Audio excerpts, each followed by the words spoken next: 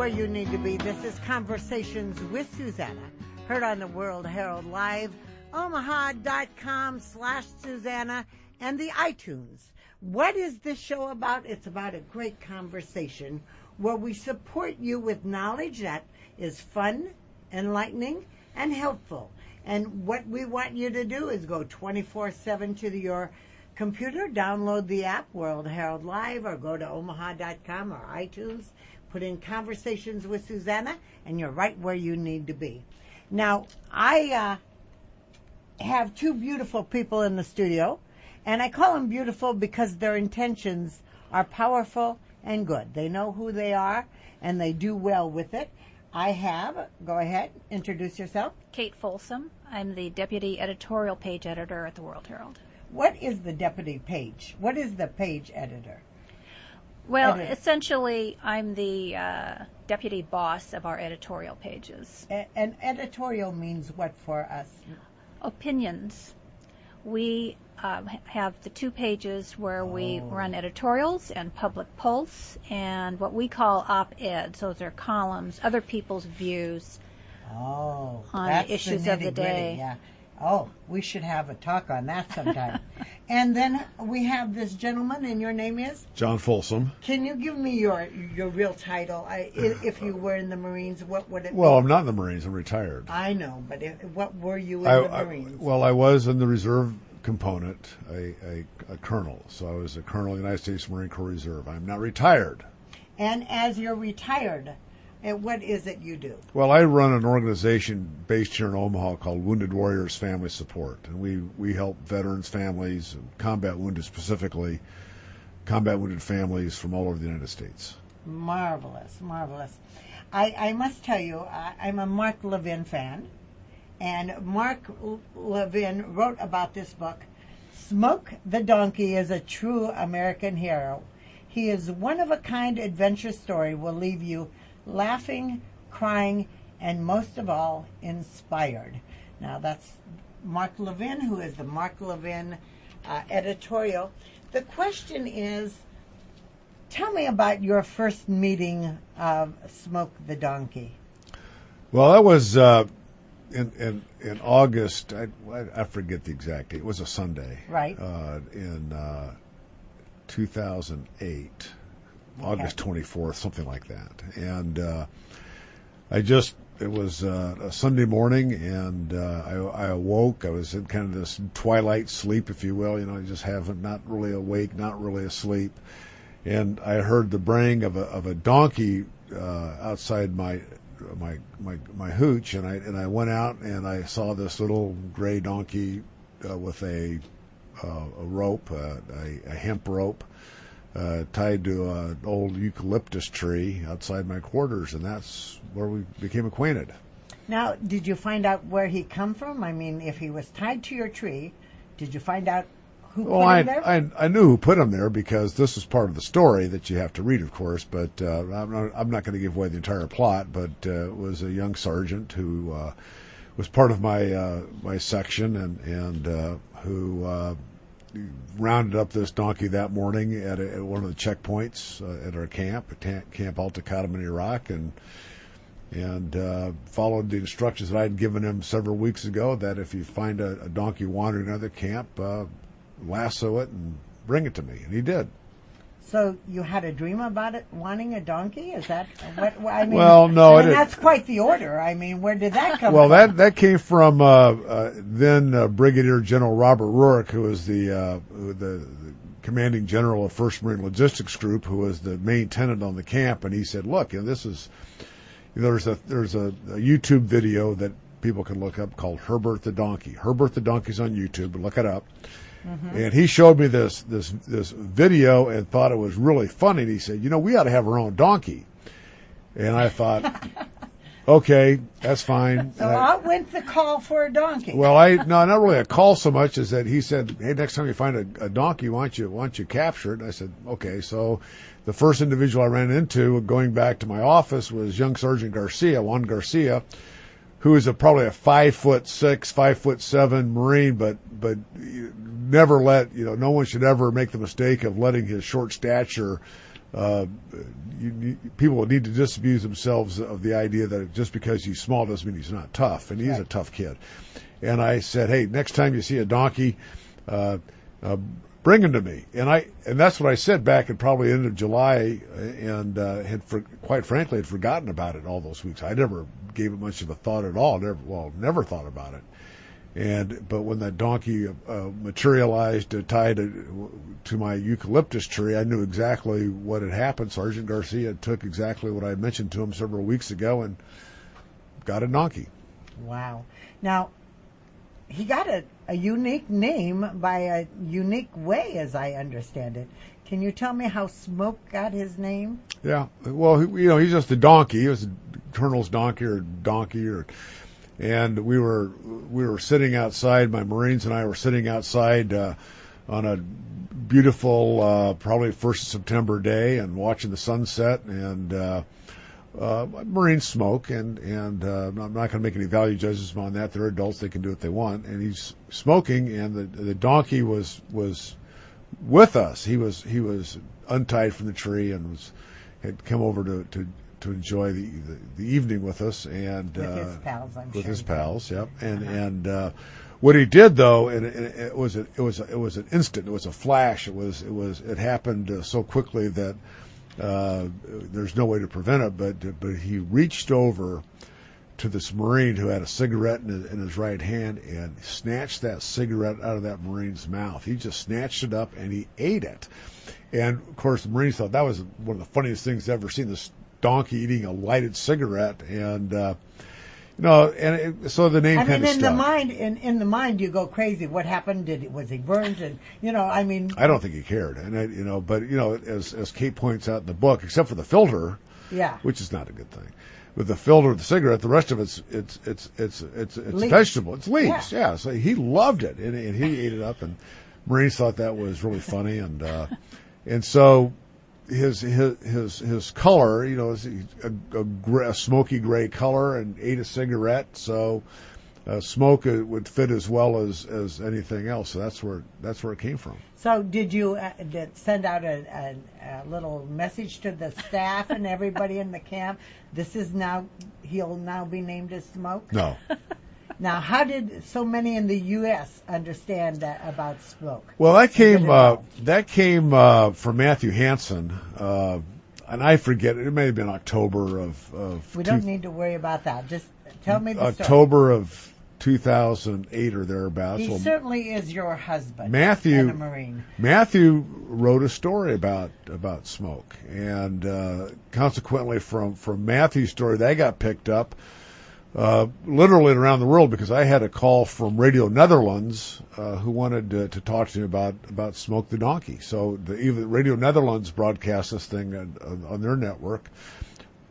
So Matthew's story, I don't know if it hit the AP or not. I'm not sure how it got distributed, but certainly it did. Mm-hmm. And because of Matthew's column about Smoke, he became relatively famous. Uh-huh. And how did you?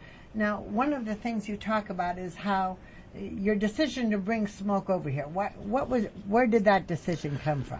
Well, it was one of those things where probably in September of 2010, my retirement date.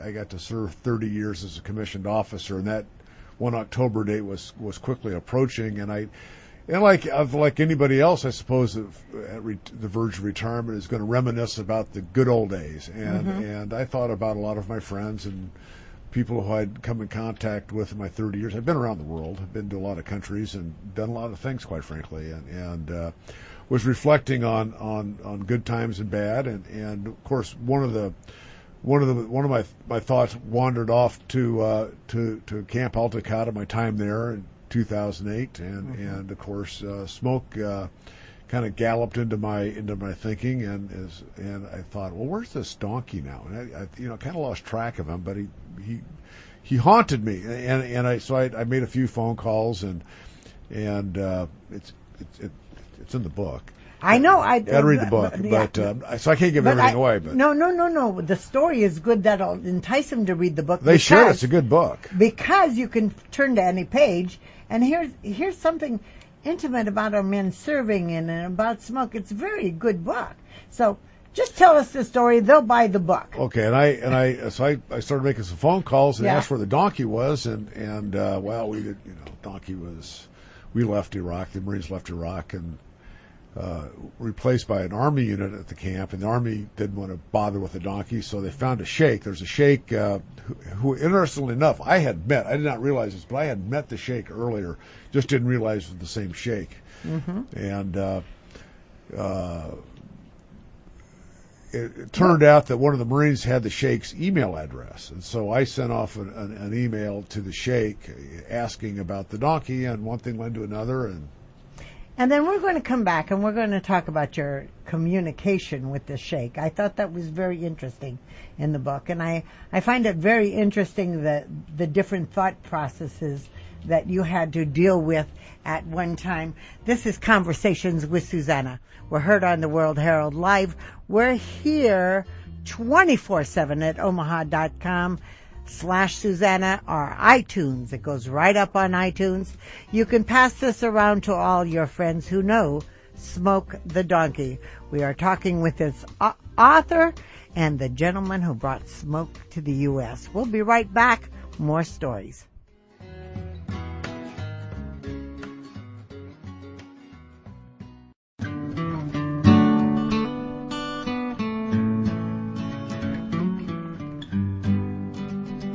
You are exactly where you need to be. This is Conversations with Suzanna, heard on the World-Herald Live app at omaha.com/Suzanna and on iTunes. Yes, we are your 24/7 entertainment, knowledge passing on.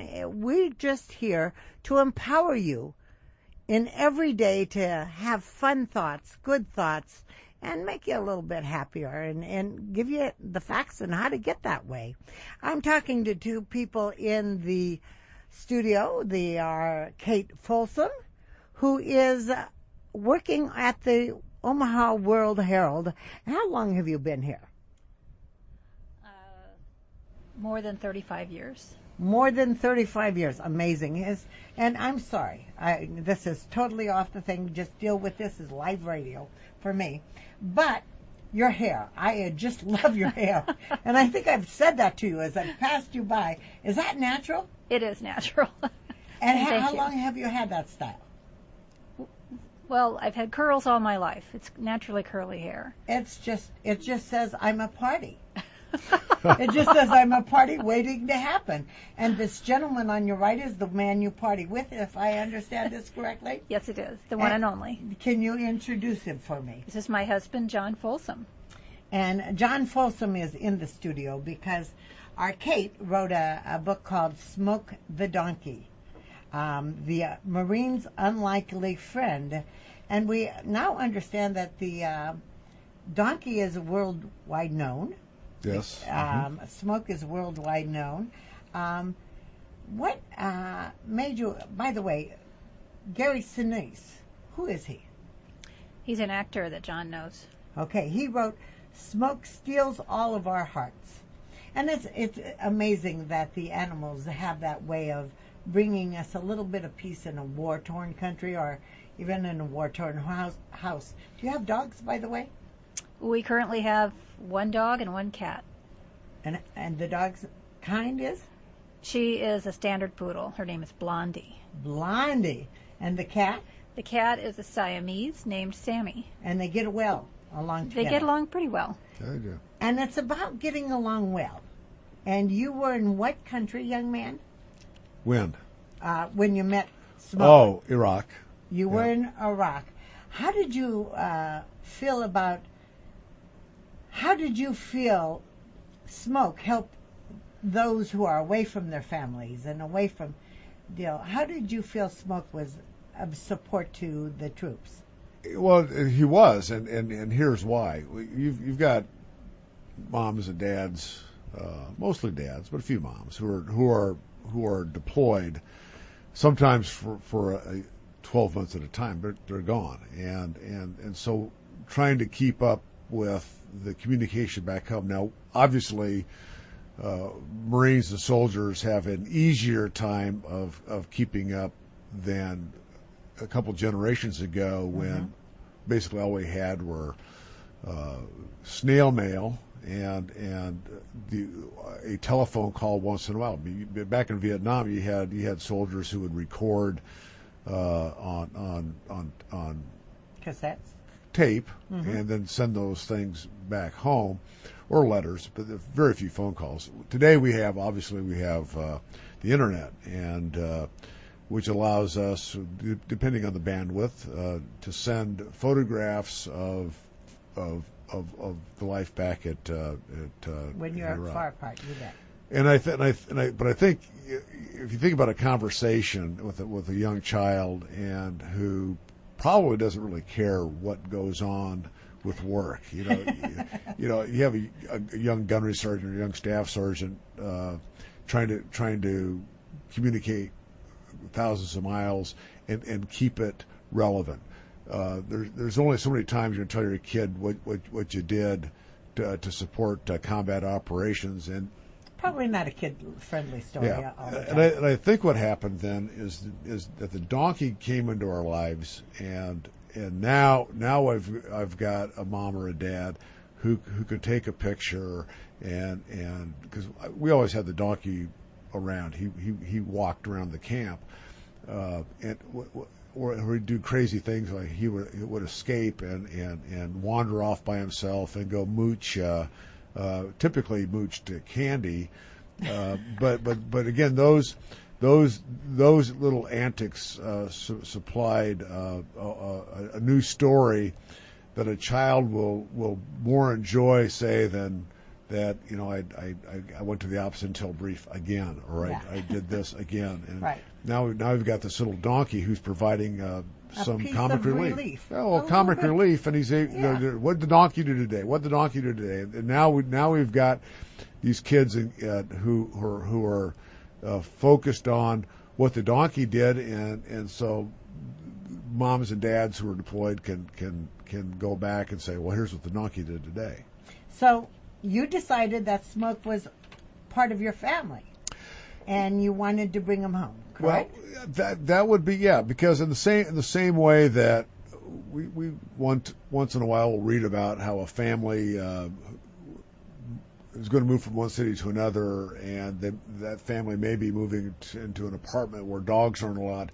Instead of doing the responsible thing and finding a new home for the dog, that dog's abandoned. That dog is now homeless. And in the same respect, that if you look at an equine, a horse or a donkey, they're not stupid animals. They're intelligent. They have feelings, and I'm sure that after we had adopted Smoke and for a year or so, took care of him, fed him, watered him, made sure he had proper health care and whatever else, that to abandon him back to the environment from which he came, which is a tough environment, and when you have Baghdad being 40 miles away, and Baghdad Zoo, and you can find this on YouTube, I'm not exaggerating, will actually feed live donkeys to lions. Because they think the donkey is an... They don't care. They think donkeys are an unclean animal. Why would you put yourself out? I looked at it as the same way that I would if I had to move to an apartment, I couldn't take Blondie with me. I wouldn't just kick Blondie out, leave her on the side of the road to fend for herself. I'd find her proper home. I wasn't confident that the Smoke would ever find a proper home in Iraq, and the loyalty thing kicked in, where I said, wait a minute, we were loyal to him, he was loyal to us. What can we do to make sure that he's going to be properly cared for? The only way to do that is to either find a donkey sanctuary or to bring him to the United States. And so you decided to bring him to the United States. It is time for us to take a little break. We'll be right back. We're going to figure out how he got Smoke the donkey here, which is detailed immensely in the book. And I love the timelines. I mean, you read the book and you see the details of the timelines. He did this, he called this. I'm amazed at the communication you two have. I hope my husband's listening. We'll be right back.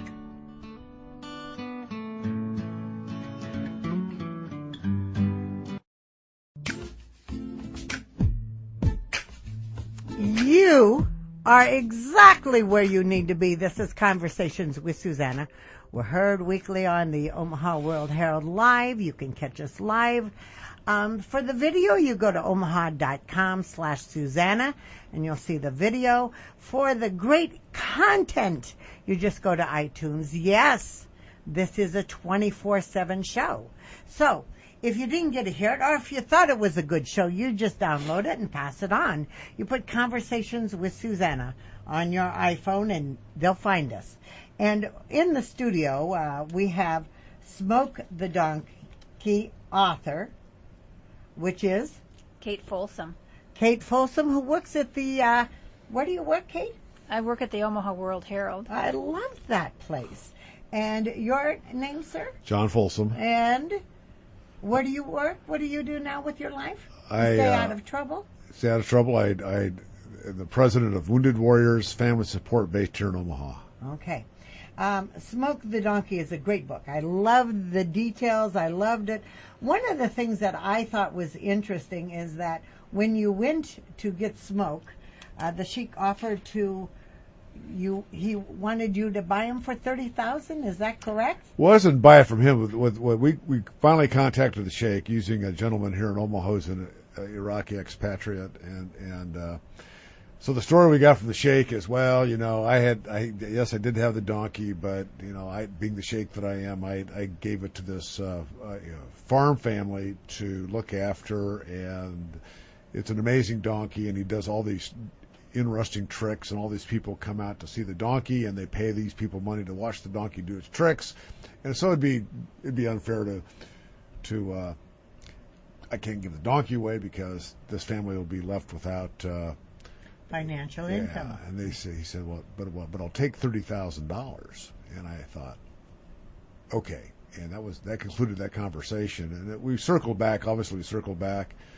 Imad circled back, and it was during the holy days. Right. And I loved you, but just for a second, I loved your description, Cate, of you even explain how their holy days are, you know, with Moses. I love that. That was a great description. But all right, so was it holy days or their holy days? It was a holiday, a special holiday. It was a feast of a sacrifice. You know, what's interesting is that Christians and Jews believe that Isaac was going to be sacrificed on the altar, but the Muslims say, no, wait a minute. God always calls for the firstborn to be sacrificed. In this case, Abraham's firstborn son was Ishmael. Not from Sarah, but from Haggai, and so that whole story was great. But let's get back to your story. So you called him on those days. So we called him, and he relented. Okay, you can have the donkey, but keep me out of it because I don't want to be known as the donkey shank among my people. And we enlisted the help of Jane Araf, who at the time was with the Christian Science Monitor. She had a stringer who volunteered to go out and reconnoiter and find the donkey, which he did, and we identified him through photographs, and we're confident that this was in fact Smoke the donkey. We found him where we were told he would be, and one thing led to another. Enlisted the aid of SPCAI, who did the donkey recognize you? Yeah, I think so. I think after all that time, I saw him at up at the USDA facility up in New York in May, and yeah, I think there was that moment of that he recognized me. Yeah. Thank you for this interesting book, Smoke the Donkey. Well read, fun read, a very detailed read, and very educational too. What our men and women do overseas. This is Conversations with Suzanna. We're heard every week.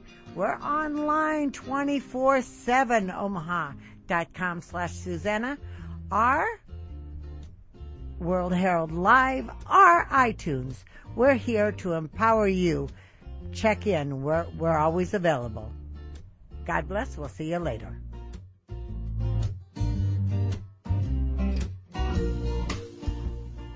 Conversations with Suzanna, empowering you to look for and accept the good in everything. broadcasting live on the World-Herald Live app or on omaha.com. Good conversations to entertain you, inspire you, and give you the information and ideas needed to create the life you want. This is Conversations with Suzanna.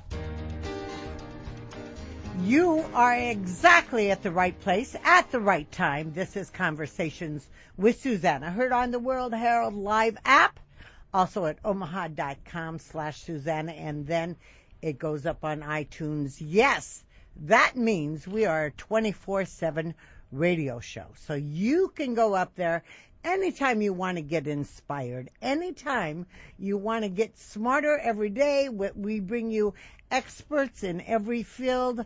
We bring you entertainment that you can learn from. But it's all about being better every single day. We're above the ground. And today's guest is going to be rather fun for me because this radio show is held in a newsroom. We're off of a newsroom, and you go by the newsroom and you see these people heads down, always studying. This beautiful lady to my right is actually the editor of one of the editors of Omaha World-Herald. She is called the Metro Regional Editor. Not anymore. I'm sorry. Okay. Okay, Cate Folsom. Tell me why you gave me a deleted card. What are you now, Cate? Well, I'm frugal and I hate to waste cards, so I didn't have any new ones exactly made up right. yet. Okay, tell me what your position. I have been the Metro Regional Editor, and that just changed recently. I'm currently the Deputy Editorial Page Editor, and I will move up to be the Editorial Page Editor in June when Mike Holmes, the current editor, retires. Wow. So tell me exactly, I'm always interested how people get to be where they are. Okay? So now you were a young girl, raised where? Long ago. Raised where? I am from Omaha. I went to Benson High School. I went to UNO, the University of Nebraska at Omaha. I was an English literature major until I was a senior, and then I kind of woke up and thought, well, I don't want to be a teacher. What will I do? So I added journalism as a second major, got involved in the campus newspaper, and just loved it, loved the people, loved the work, and that became my career. So you started on a beat, is that correct? Writing stories. You're a prolific writer. Well, most of my career has been as an editor. I did do feature writing for about a year, and then I moved into editing, and I held a variety of positions on our copy desk. Then our managing editor at the time decided he thought I had some potential in terms of news gathering, and he sent me to the Washington Bureau. I stayed there 2 years and then came back and have been pretty much an editor ever since, although I've done some writing here and there. And what would you say that you enjoy about your job? If we were talking to young people out there who are thinking of getting in journalism, what would you tell them? Well, I just think journalism is so important. We are the eyes of the public. We want to make sure that our elected officials are doing the right thing. We want to explain what they're doing, tell people how that affects taxpayers, but we also tell the stories of people's lives, and that to me is so exciting. I love when I worked with our columnists because they did great storytelling, and you just really get to see all facets of your community through journalism. And what is your inspiration or your motto that gets you up every morning? At what time? Out of curiosity. 6-ish. Yeah. Okay. You get up at 6-ish, and what motivates you to get going? What is it you say, I'm going to work at the Omaha World-Herald. This is my goal today. What do you think it is? I don't know. I mean, my goal is to get things right. Accuracy is huge in journalism, and we really try to look at all perspectives and then kind of pull things together to help people understand the world around them. But I think what gets me up is just wondering what's going to happen today. That's the great thing about journalism is every you day never is know different. you never know what the deal. Yeah. And staying on top of it is important. Now, I sense that, through your work that you're a little bit of a detail-orientated person. Yes. Okay. So, how do you give yourself a pass? How do you treat yourself and good? How do you treat yourself good?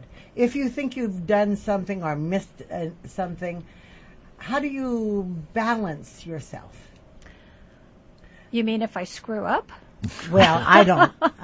I have a belief there's no mistakes, just off the beaten path. Oh, there are mistakes, Suzanne. I mean, like my interviews. Okay, we'll talk about that later, but go ahead. I think every day, everyone I work with is sincere and truly wants to do the right thing. We're human beings. Every once in a while, something goes wrong. And what I always would tell my reporters is that the important thing is figuring out the process. How did this happen? How can we make sure it never happens again? And if I feel as if we can come up with that process and move forward, that's the important thing. I just so admire, as you're talking, your intention of being accurate and which is really exciting. And the reason we have you in the studio today is because we're talking about this book. This book is where? Here above my head? No, I don't know how to show it. Okay, we have the book. The book is called Smoke the Donkey. And the subtitle is A Marine's Unlikely Friend. Now, you have been married to this gentleman on your right, is that correct? It is true. I have been married to this gentleman on my right. Okay. And we just celebrated our silver wedding anniversary. Marvelous. And what did he do for you for the silver wedding anniversary? He sent me 25 roses. We also took a vacation. We did. But on the anniversary, I don't know, 25 roses is a lot of roses. Amazing. Pretty amazing. But John wanted to do something very special, and so we decided to go to Antigua in the Caribbean for a week. Wow. That must have been rough on you to relax that much. I didn't relax because he also decided I should learn how to scuba dive because he scuba dives, and he wanted me to have that. So please introduce us to your partner. This is John Folsom. He's a retired Marine Corps colonel, and he runs a nonprofit called Wounded Warriors Family Support. Welcome to the show, John. Welcome Thanks, to the Suzanna. show. But before we go into understanding who you are a little bit, I just want to ask about, are you ready? How did we meet? I want to know that.